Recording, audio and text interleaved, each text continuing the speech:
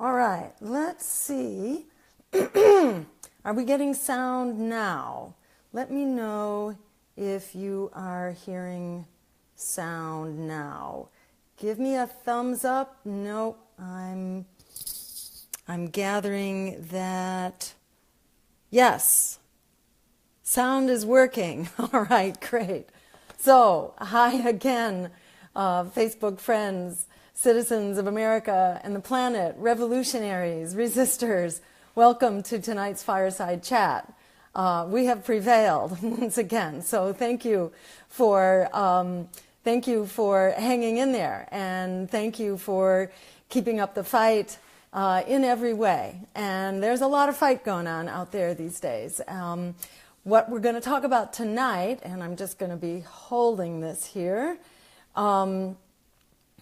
we're going to talk tonight about two of those areas of resistance in particular. So we're going to focus on healthcare and this latest healthcare bill, Trumpcare 2.0, which is kind of like 1.0, except that this time you can say goodbye to coverage for pre-existing conditions.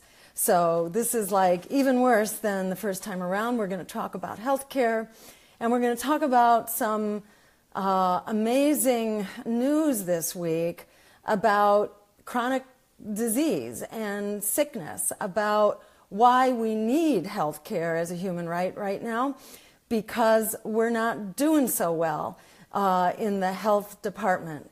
And not only are we not doing well, but those health problems are really compounding the economic problems and the racial disparities. So they all kind of come together to hit those who are most vulnerable. So it makes it really important that we fight back, not only to stop Trumpcare, but to move forward. We don't just want to go back to the Affordable Care Act, which unfortunately was not so affordable and not so caring either.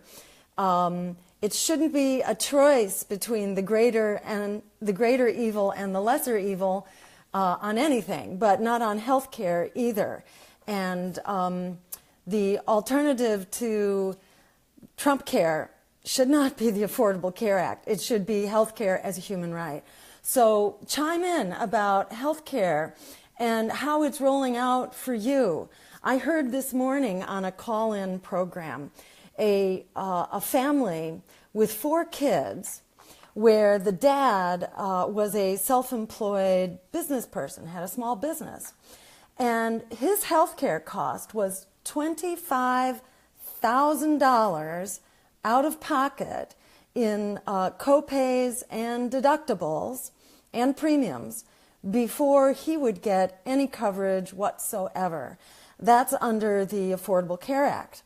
So he was really hurting for the changes under Trumpcare that would allow him to take a bigger gamble, and pay for a more stripped down policy that would have a lower premium, a lower deductible, but which would cover much less. So, it's like what Trumpcare is offering is the freedom to take a big, huge gamble with your health. We shouldn't have to gamble with our health and try to balance outrageous costs of health insurance against outrageous risks of the cheaper plans. We should all be covered, and that's what we can get under Medicare for All, which is what we should have, an improved Medicare for All plan. You're covered head to toe, cradle to grave, everybody in, nobody out, the whole thing is covered. So like this conversation, share it. Let's get the word out, because this is what we the people want and deserve. The approvals, by the way, in public opinion polls for both Obamacare and for Trumpcare are low. They're not even 50% for each, and there are fairly high disapprovals. So we can do better. When people are given a choice for health care as a human right, they choose it every time. There's no excuse for the wealthiest country in the world to be the single country that does not offer a means of covering everyone with basic health care coverage. We should have it. It doesn't cost us a penny more. It just means redirecting costs from profiteering into actual costs of health care. Here's another reason why it's really important. These other studies that I mentioned just showed recently that our health is actually declining in many ways, especially if you are a person, a middle-income person, or a working class person, or a person in poverty, and you don't have a college education, and you're white. African Americans have always been hit very hard, and it's only in the last decade or so, as the economy has really begun to hit the white working class as well in a devastating way, that we've seen the health concerns skyrocket, and along with that, mortality, that is the death rate, skyrocket. And guess what it is that is responsible for this growing threat? It's actually what's called the diseases of despair and the deaths of despair. And their impact is actually equivalent to that of the AIDS epidemic. That's how big a healthcare crisis this is. This is like the AIDS epidemic, but it's hitting largely people without a college education and largely the white working class. Strangely enough, or perhaps not so strange, that's the same demographic that's especially tipped towards white right-wing extremism. In other words, that people are sort of clutching in desperation at this demagoguery being offered by Donald Trump because they've been thrown under the bus.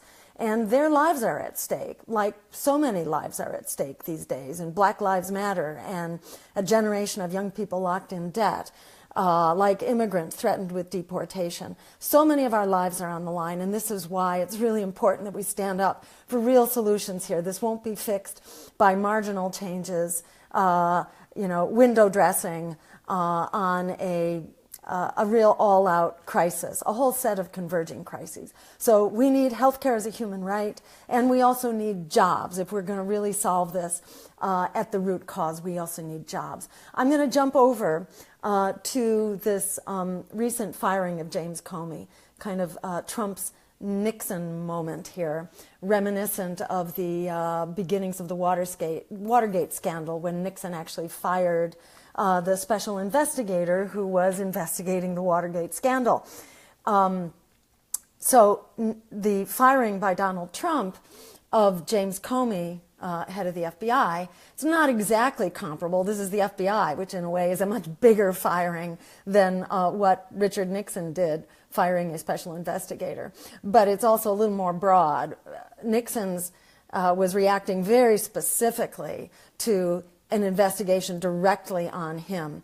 Donald Trump is claiming other reasons for firing James Comey, reasons which are a little bit preposterous, namely that he didn't like how he handled Hillary Clinton's emails in the investigation, and especially the conclusion of that investigation. But the timing is extremely, shall we say, suggestive. It rather smacks of a cover-up.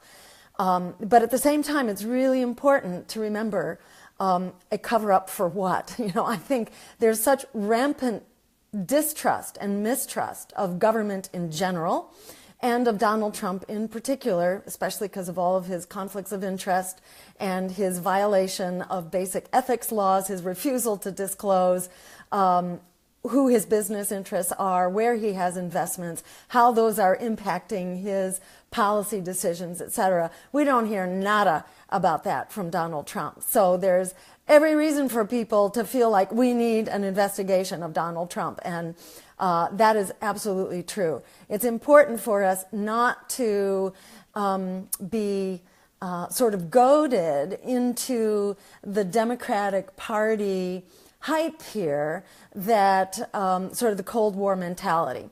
Because remember, we don't have proven collusion with Russia, nor do we have proof of Russia interfering in the election.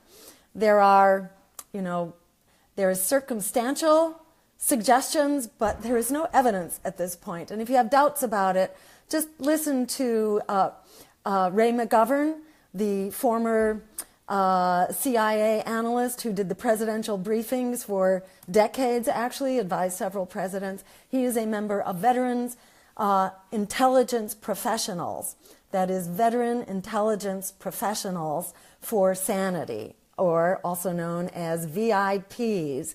And I would refer you to Ray McGovern's website, where you can hear from him, also from Richard Biney, who was the head of technology for national security and quit in protest over the violation of our civil rights and our civil liberties by our national security associations. And both of them are, can give you sort of the expert testimony as to why this is not a closed and shut case. That, however, is completely consistent with proceeding with an investigation, both of what are the collusions between Trump and the Russians and Trump or anybody else, as well as the investigation into influence in the U.S. election. But let's remember that the thing that exploded that discouraged people from voting for Hillary Clinton was actually the evidence of their backstabbing, their sabotage, their internal warfare against one of their own candidates, that is Bernie Sanders. And it was that malfeasance on a part of the DNC that really influenced the election, along with James Comey. Throughout the election, people were not happy either with Donald Trump or with Hillary Clinton. And at the end of the day, I think what influenced the election here was, above all, an American electorate that has been thrown under the bus for far too long. And that's what needs to be fixed. The solution, by the way, for the Bill Maher's and the Democratic Party pit bulls out there who are sort of policing the cyberspace and policing public dialogue in order to try to silence political opposition. Third parties are not the problem. Third parties are actually what the American people are clamoring for. It's having choices outside of this corrupt political establishment. That's exactly what it is that Americans are longing for. So the solution to a toxic election is not silencing political opposition. It's not silencing Green Party voices or Libertarian voices or socialist voices or any other independent voices. We need more voices. And what we need is an election system that liberates our votes, that allows us to actually align our votes with our values. If the main question on your mind when you go into the voting booth is who do I hate the most, that is not a real democracy. Democracy needs to be inspired and led by our vision, by our values, by where we want to take the system forward. We are the ones we've been waiting for. Don't let them talk you out of it for a second. So like this conversation, share it. Let's get the power out there. Let's use the power that we have, and let's keep resisting. A couple pieces of very quick good news I also want to share. Aside from the fact that Trumpcare is going to be stopped, even though the Republicans and Donald Trump rammed it through the House of Representatives, it's kind of dead in the water in the Senate. The Senate's going to start all over, and the odds are we are not going to have a bill that will have consensus between the Senate and the radical right-wing Republicans that are leading the charge in the House. So they are very likely not to pass a new form of health care, which gives us, again, additional space into which to drive the real solution here, which is health care for everyone, that puts our health over the profit of the pharmaceutical companies and over the corporations. That's one piece of good news this week. Another one is that South Korea just elected a progressive as president. This is replacing the President Park, a very conservative president who ends the rule by conservatives in South Korea for about the last decade. This is really good because what is it that the real people's representatives in South Korea want to do? They want to de-escalate the conflict with North Korea. They also want to get rid of this THAAD, so-called missile defense system, which is actually there to defend against China and is extremely inflammatory in terms of the conflict in that corner of the world. Like South Korea knows, the truth of the matter here is to sit down and have dialogue. They don't regard the North Korean ruler as someone that they cannot work with. They believe that dialogue has actually been our best tool with North Korea. And they actually want to proceed with economic development and joint economic projects and general rapprochement with South Korea, and to get rid of this inflammatory nuclear, I should say, missile defense system, and to push towards a nuclear-free Korean peninsula as a first step towards a nuclear-free world, which is the real solution that we need here. And I should also mention that the Senate today just refused to repeal a very important environmental safeguard. This is the protection against methane leaks from gas and oil drilling wells on public land.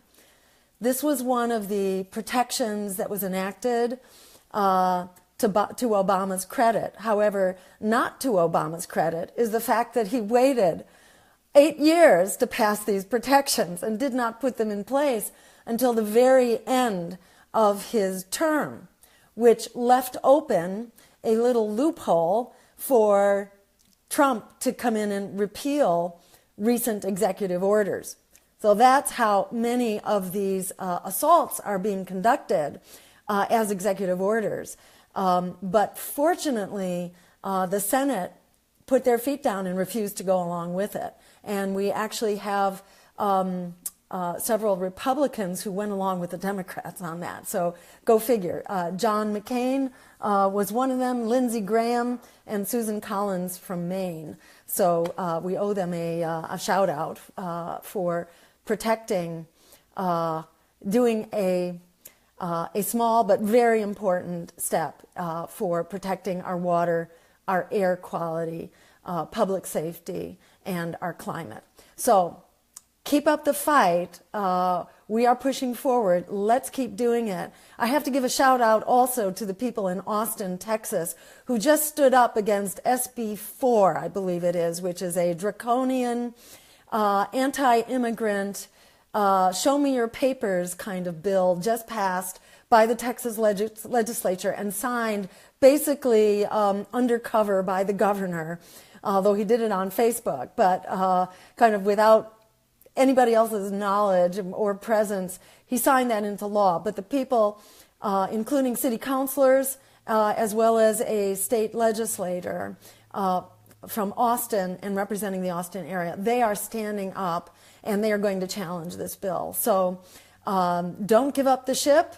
The battle has only been begun, and we are fighting back on behalf of immigrant rights, which are human rights. At the end of the day, the most important thing we can do, two of them. Remember, we are all immigrants with the exception of people who were dragged here in chains, that is African Americans, and the indigenous people from whom the land was taken. The rest of us are immigrants on this bus, so we owe the vitality, the diversity, which really is American exceptionalism, we owe that to the immigrants in this country. So let's remember that and welcome the immigrants who are still coming and recharging our communities and our economies. But let's also remember people have a right not to be forced to become refugees, which is how most people wind up getting here when they are facing desperate economic situations, when they are facing war, when they are facing climate change, as well as gender oppression, racial oppression, etc. These are the causes of the refugee crisis, and we can fix that by changing U.S. policies to address this crisis of endless war, of extreme and severe economic oppression and climate change. So the clock is ticking. Let's get on it. So I'm going to get on your questions as the clock is ticking here as well. Dutsa Good asks, do you think Trump is a result of things getting out of hand, a divide in the power structure, or do you think Trump is a project being carried through by the power structure in order to expand the police state? Good question, and let me just say, I think it's a complicated situation, and I think this election was a toxic election that represented more influence of money and big corporate media than ever before. It was a toxic election with a toxic outcome. There are many elements of oligarchy and corporations and end-stage capitalism at the root of this, but by the same token, this is readily fixable, and we have the numbers actually to do it. So keep our eyes on the prize. Let's make it happen. Vicki Hunter Lennon says, I'm 60. I don't have health insurance. My sympathies go out to you, Vicki, and millions of Americans, actually, who are in a similar position, as well as tens of millions more, and that's tens of millions, actually, who are uninsured, and tens of millions more who are underinsured. So if we get together and we stand up for what we need and what we deserve, as all other options are failing now. We've seen the Democratic Party corporate option fail, and we've seen the Republican Party fail. It's time now to go back to the people's option, and let's make sure that our elected officials are hearing that loud and clear. Barbara Rosso says, my family lived through a military dictatorship. What's happening is very reminiscent of those times. Scary is an understatement. They arrested a reporter today. How long before we start disappearing? I couldn't agree with you more, Barbara. I think this is a situation that we need to take seriously, and we cannot wait for other people to fix this for us. That's why, in my view, this is time for us to act on all the issues that impact us, whether it's deportations or uninsurance or student debt. It's very important for us to work together so that we get to critical mass. And at the end of the day, that's what a political party is. It is a coalition across issues, across generations, across geography, and across time, so that we can fight together, get to critical mass, and actually create the change that we need. So keep fighting and join a Green Party near you and run for office locally or help somebody else do it. Let's start from the grassroots up, as well as not giving them a pass at the national level either. It's very important that we fight on all cylinders here, and we're seeing more people step forward every day to do that. Brian Michael Murray asks, why is this obvious corruption allowed to continue? It's hard to have hope while billionaires decide our fate and move us like chess pieces. Absolutely, Brian, especially if we let their propaganda get to us. If we drink the Kool-Aid that says we're powerless, then it's completely dispiriting, because if you feel you are powerless, then you get pretty hopeless pretty quickly. But it's really important to know that we do, in fact, have the power. We have the numbers to turn this around, not only in our elections, but also in our actions in the street. But a quick word about elections. Just the number of people who are trapped in student loan debt alone, that's 44 million and growing. That is enough to win a three-way presidential race, and it's probably enough to win any local race as well. So get involved in that challenge, whether you're running or you're supporting. It could be a candidate running for city council or a candidate running for state representative, because we can have impact on these issues, whether they are national, whether it's the war. We have coalitions of city councilors who are fighting the war, standing up with resolutions against it, standing up to weigh in with the legislature of the various states to demand free public higher education. There's so much we can do. When we have the courage of our convictions, then we actually have the numbers that we need. So keep up the fight.